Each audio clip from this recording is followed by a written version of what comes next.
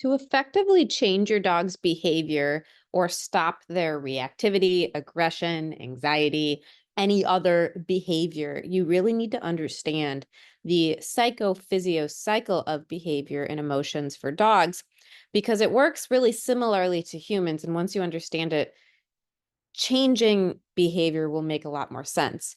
So the nervous system drive that gets activated based on any trigger is going to correspond most with a dog's early socialization, puppyhood experiences, and then any patterns of reinforced behavior. So what that means is any early associations that got built in, imprinted during socialization periods between the dog's 8-week to 16-week, and then also 6-month to 14-month-old socialization windows, coupled with any patterns of self-reinforced, self-rewarded behavior, or actually rewarded behavior. Maybe you've been actually using food to try and address behavior change. But both of those combined, early experiences coupled with patterns of rewarded behavior, are going to dictate the cycle of behavior. Okay. Genetics and breed traits can also cause specific drives to get engaged. But generally speaking, whatever drive gets engaged dictates the emotional and behavioral response from your dog. So if when your dog is triggered, they tend to get aggressive, you can reasonably assume that they are being triggered into fight drive. And so when they get triggered, their nervous system says, this feels like a fight, this feels like a threat to my life, and I may be in danger. And so they feel like they need to fight, and or they enjoy fighting, one of the two.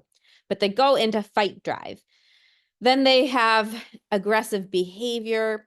Because that behavior is self-serving, meaning it either helps a dog access, avoid, or escape a certain pressure that they feel as a result of this trigger or stimuli, they will then be more likely to practice that behavior in the future because it worked to escape, access, or avoid that trigger. So however they feel about things, whatever nervous system response gets activated based on early puppyhood experiences, and then these cycles of rewarded behavior is going to dictate whatever behavioral response they have when they get triggered. So rather than focus on a dog's emotions first, which is what a lot of dog training methods emphasizes, for example, counter conditioning techniques, we here change the behavior first so that we can have what we call behavioral space get created by the dog, where they're practicing impulse control. They're suppressing that default behavior that they're offering. And we can teach them something better to address the emotions separately later, more effectively. So because behavior is self-rewarding, these cycles of behavior reinforce early puppyhood experiences, new experiences that get built, new associations that get built long-term as your puppy and dog grows and ages with you and lives life with you. Maybe they get attacked by a dog, and then we can't effectively break that cycle, for example. Then now they go into fear mode anytime they see a dog because they're nervous they're going to get attacked, so they try and run away, etc. So any of these, whether you have a fear reactive dog, you have an aggressive dog, or maybe you have a play reactive dog, an excited dog, all of these drives and behaviors are self-rewarding when it comes to reinforcing those associations and behaviors themselves.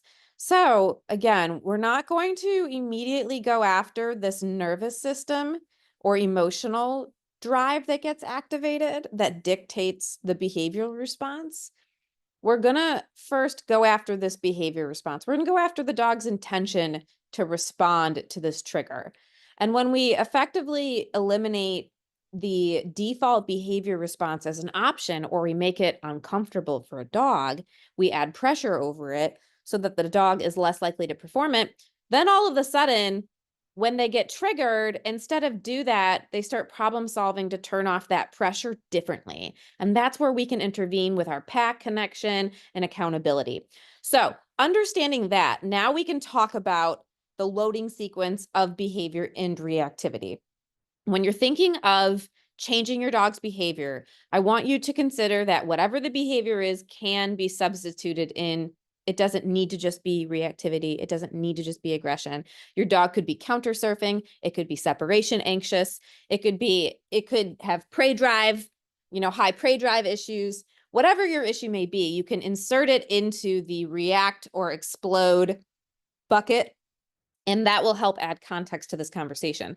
So when your dog is being reactive and when they're having behavior issues, they're going through this loading sequence every time that behavior presents itself, whatever the behavior is. Again, anything that you want to change goes into this equation. So your dog identifies a trigger. Maybe they hear a collar jingle. Maybe they smell a dog that just marked in the area that you're walking in. And they start to track or look for that trigger.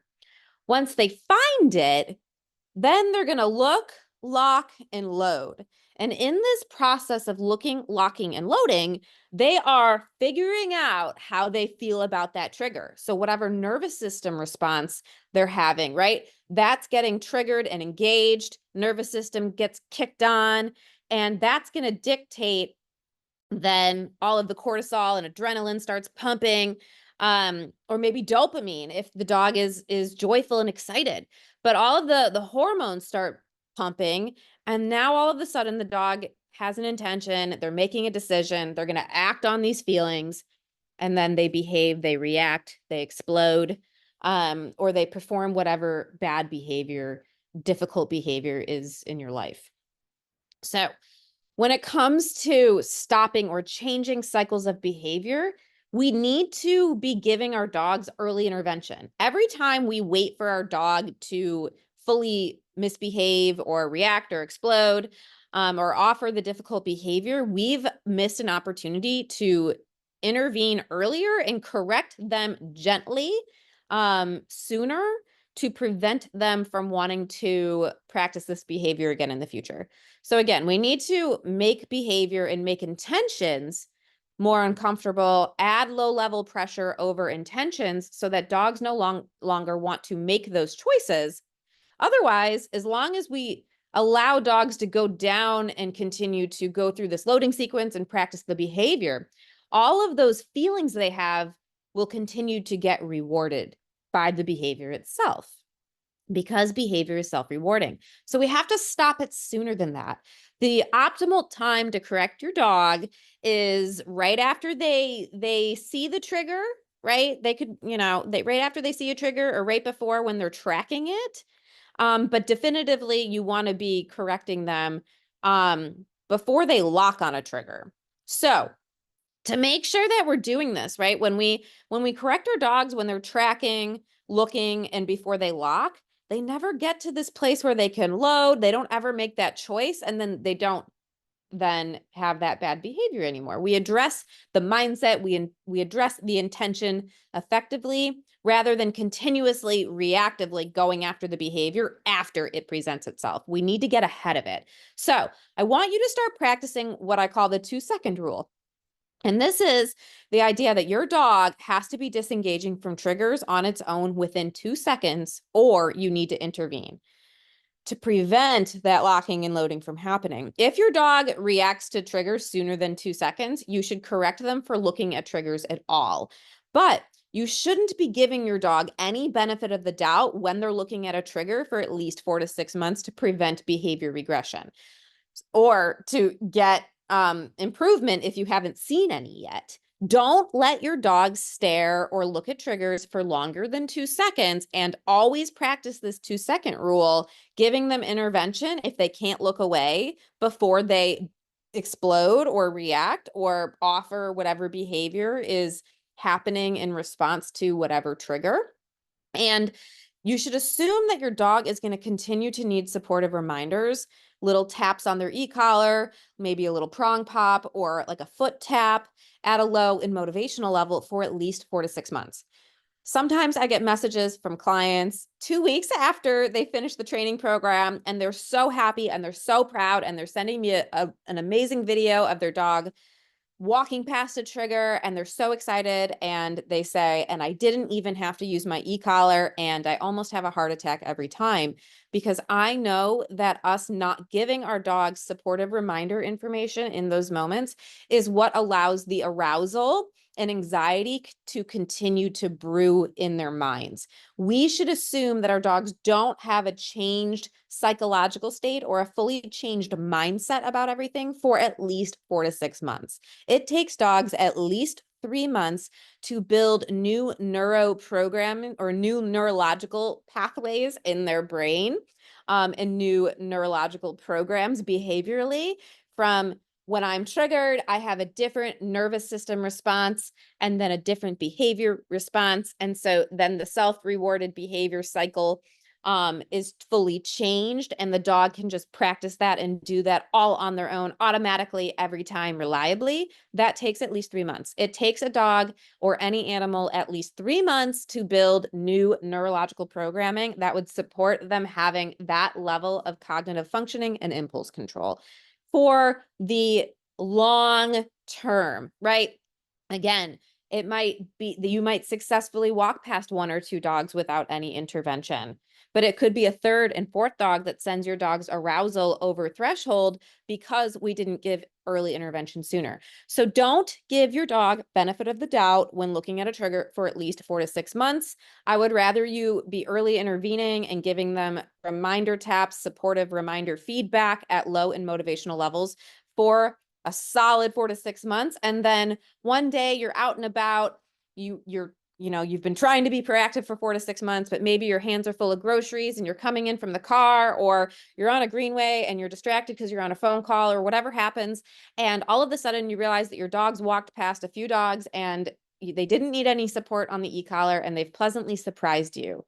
That's when you should feel comfortable and good that you're out of the woods. But please don't do that in the weeks after training ends. Don't go into that 2 weeks later. This is 4 to 6 months after training ends that this situation should present itself. Otherwise, I would really hope that you would want to protect your investment, protect all of the hard work you've gotten this far and are going to continue to get, by being proactive. And again, just no benefit of the doubt. Your dog isn't going to be capable of doing this reliably for at least 4 to 6 months. So don't set yourself up to fail and regress sooner than you need to.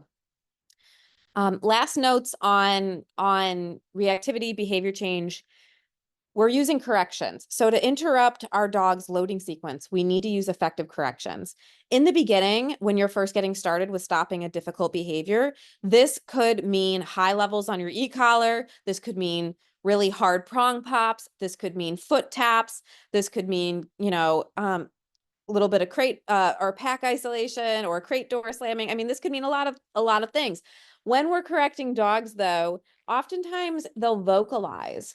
And that's just meaning that it doesn't mean that they're in pain necessarily, but it does mean that you've effectively found a level of pressure that's high enough to startle or interrupt them, from the bear, right? Remember the arousal level from the conversation around the bear. Whatever your dog's arousal level is, you need to find a level of pressure that's just high enough above that in order to interrupt their focus. When you find that level, they can vocalize because they're startled. The same way that if you were like really focused on your computer, hunched over, head down, not looking behind you, and someone came up and tapped you on the shoulder behind you and you didn't realize it, and you might be like spooked and let out a little ah or scream, or like, you know what I mean? Depending on how sensitive you are to stimuli or pressure, and how alert your nervous system is really to being startled, how easily you startle. It's the same concept. The difference is, though, that although it doesn't mean pain when you finally find that level, It can mean pain if you have to find a higher level, but that level isn't still high enough to cause them to start problem solving to turn the pressure off. So what that means is when we're correcting our dogs, if an effective correction, when we're correcting our dogs, an effective correction should cause our dogs not just to stop their behavior in the moment, but it should also cause them to disengage from the trigger in the moment and then less engaged to engage with that trigger in the future. If we're correcting them and let's say they look away when they get the correction, but then they look back at the trigger, that's not an effective correction. So you may need to dial up on your e-collar or add more pressure in whatever form of pressure you're using. Your dog may be vocalizing, but they continue to engage with the trigger. And that does simply mean that you may have found a level that is high enough to interrupt, but you still haven't found a level that's meaningful or uncomfortable enough to cause them to problem solve to turn it off. And so at some point, there could be a level of pain involved, but it's worth knowing that when we find a level that's meaningful, you should only need to use it like 3 to 5 times to stop a behavior permanently in that situation or context. Sometimes if it's taking more than 3 to 5 corrections, that typically means your e-collar level or whatever form of pressure you're using is not high enough or meaningful enough, or we're not using it for long enough, applying the correction long enough to override the current default operating system and the current default behavior that the dog is offering when they're triggered. So keep this in mind when it comes to your e-collar, for example. Big levels are for big behaviors. When you're stopping a behavior for the first time, don't go soft on your dog and set a low standard and a low bar for what you're going to tolerate. Please go higher. This is an example or a list of examples of some of the levels that I've used personally in my in-person and then virtual program with dogs so that we could see improvement and progress and effectively stop a behavior using 3 to 5 corrections. So for a 90-pound golden doodle named Aria, it was a level 80 at a fence line. She kept charging fence lines, trying to fight dogs and humans in their backyard, and she was doing it 12 weeks after training started. And so the humans had tried, her parents had tried to correct her at like a level 40. And so in a private session, I had them dial up to an 80, and that was just enough, just 1 or 2 of those. And she's never charged the fence line again. In fact, now she just gives a gentle, subtle woo woo, like alert behavior for her owners. And then she comes to the door and gets a treat, and it's all good. So that was just 2 quick taps at a level 80 when she was charging the fence. We didn't wait until she was charging and raging at the fence. It was between when she ran over and right before she got to the fence, we tapped the e-collar twice at an 80, and she booked it. She screamed and she booked it back to her humans, and she's never done it again.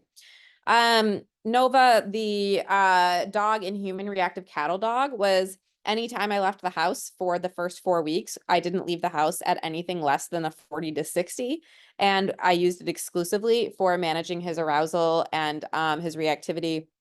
And those were the only levels that were super effective. And then for the same dog, it was house guest reactivity or stranger danger coming into the home territory stuff at a level 40 to 80. Tilly is an interesting story, handler redirection. So Tilly was getting fear aggressive during the low level e-collar introduction and during leash work and follow the leader and come. And she started bite redirecting on her mom. And so we had to use a level 60 or 70 for like 20 minutes and just continuously applying this stim at this really high level until Tilly would put all her 4 paws on the ground, and then we would stop. There would be absolutely no pressure. We'd turn the e-collar off when all 4 paws were on the ground. And then, I mean, it was 20 minutes though of her continuously like coming back to the ground and all the pressure stopping. And then she would launch back up on mom simply because she was leashed and like all of this. And this was 20 minutes before she finally decided that she didn't want to do that anymore and she wanted to keep that pressure off. And so, and we probably could have even gone a little bit higher to stop that sooner. Dog reactivity for my own personal dog Harper is a level 40 to 60, and I apply that correction for anywhere from 1 to 3 seconds or 1 to 3 taps.